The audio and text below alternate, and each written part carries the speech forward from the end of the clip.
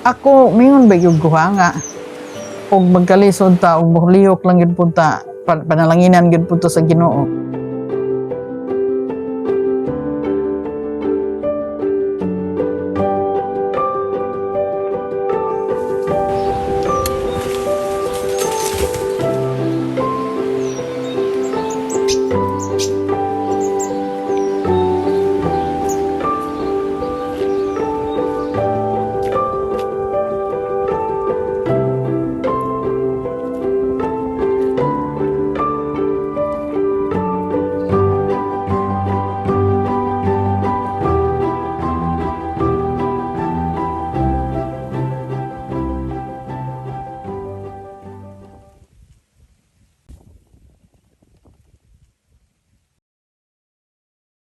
Ako si Leonora Noning Sunugan Tamayo.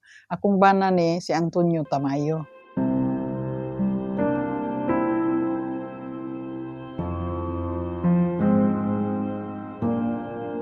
Ang amo ang pananom din na may mga roots crop, na prutas, kasagaran yun lubi.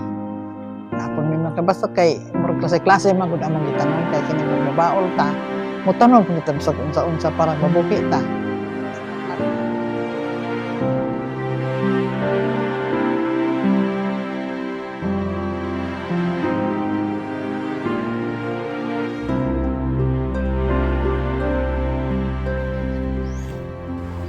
Lisod man ang kinabuhi, pero gipili na mo mag-asawang mag-uma.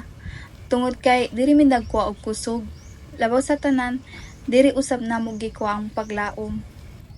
Pareho man mi wala nakahuman sa pagskwela, pero gitinguha na mo managtiayon nga bisan pa man sa mong kawadon o kalisdanan, maningkamot mi sa mong pagpananom o pagpanisog alang sa kaugmaon sa mong mga anak.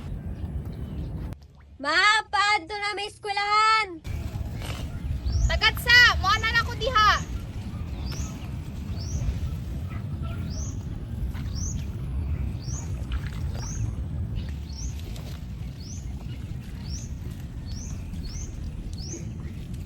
Nalusa.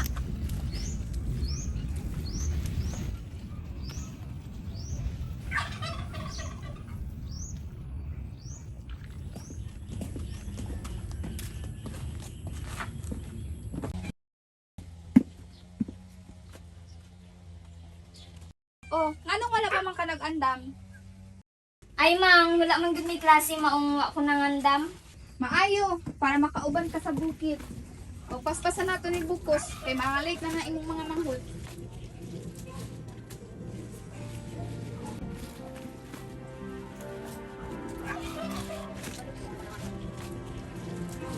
Char, ikaw magdala ani. Ang kaning pechay mao ni kay Dudong, ang kaning saluyot mao ni imuha. Kay si Luzminda magbaba kay Dudong.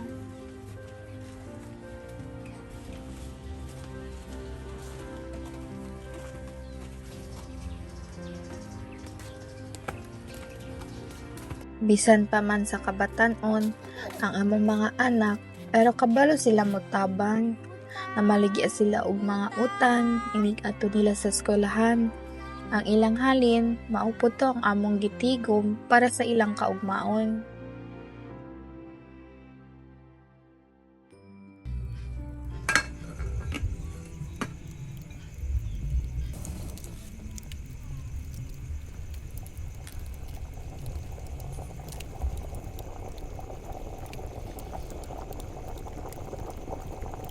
Clar, pag-andam ng lamesa kay mga una ta.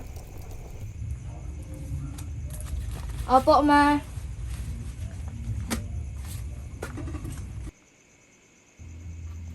Mang, naanami.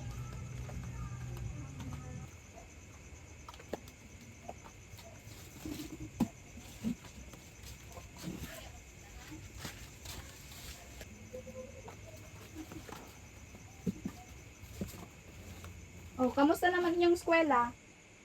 Okay raman, ma. Mang, naara day ang halin sa gulay.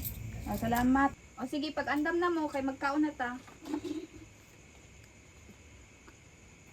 Sige, pangaon na mo diha kay ako sa i-plaster si Luz.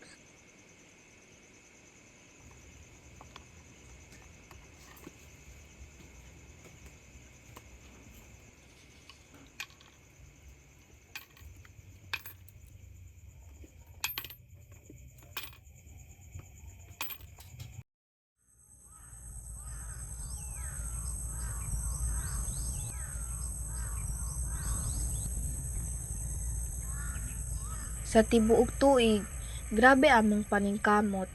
Bisan sa ulan, init, kagutom, padayon gyapon mi.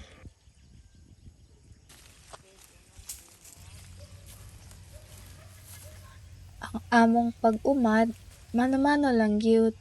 Akong bana ang magdaro, ako usab mamunlay.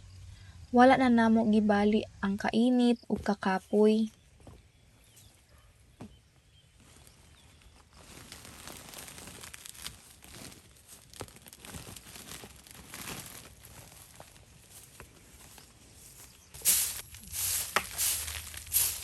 Daghan mi og mga pasulay nga naagian, mga kalisdanan ug mga batikos nga nadungog gikan sa mga silingan. Apan wala kini namo imo ang babag aron nga mahunong. Paano di ay na imong nabana? Oo, mali akong nabana. Tinadi ay. Amin ako to katong anak sa kuan. Bago pa bang tag-iyabag kalabi na abis ug na ako. Ano na kata? Pasagdain na lang na sila. Ang importante, magpadayon rata. Sige ning. Una lang kag uli kay mohapit pa sa kaingin kay kuwaon ako tong Hinuon, gihimo kini namong inspirasyon para mas maningkamot ug magpadayon. Gusto namong ipakita nga bisan sa kawad-on, makaya ra gyapon namo.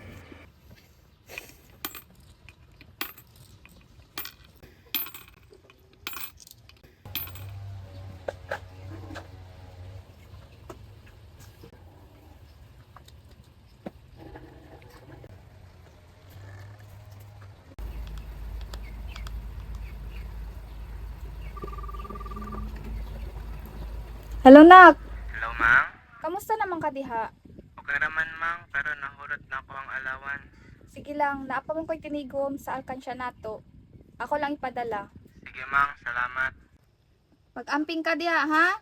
Pagtarong eskwela. Sige na, Mang. Sige na.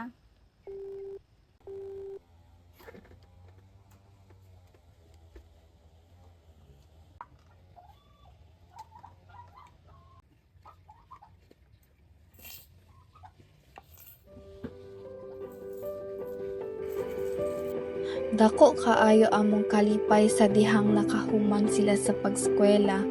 Bisan pa man sa among pagka mag-uuma, napahuman namo sila. Ug karon, nahimo na silang profesional ug duna na usab sila'y mga pamilya.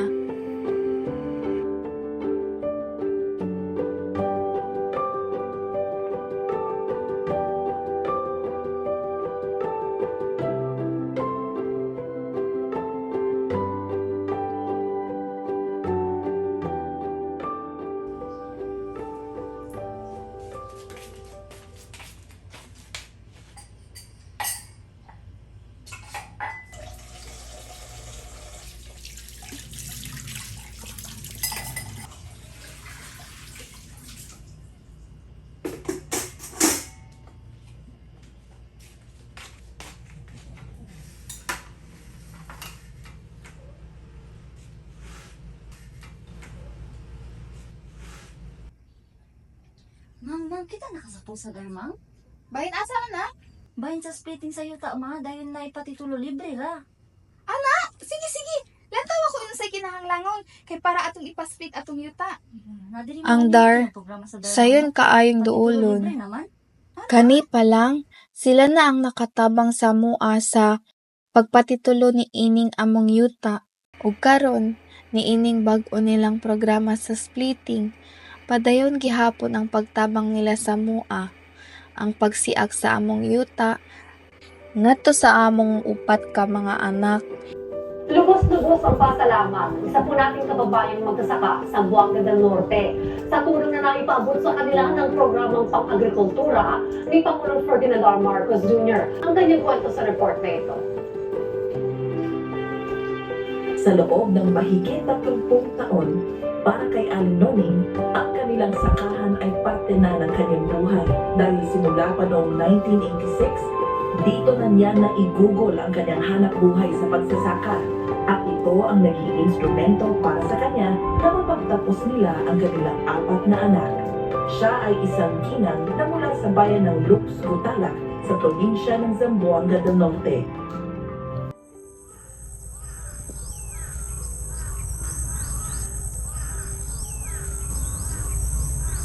Kini mao ang yuta nga among giugmaran ug naghatag kanamong paglaom aron mauswag sa kinabuhi.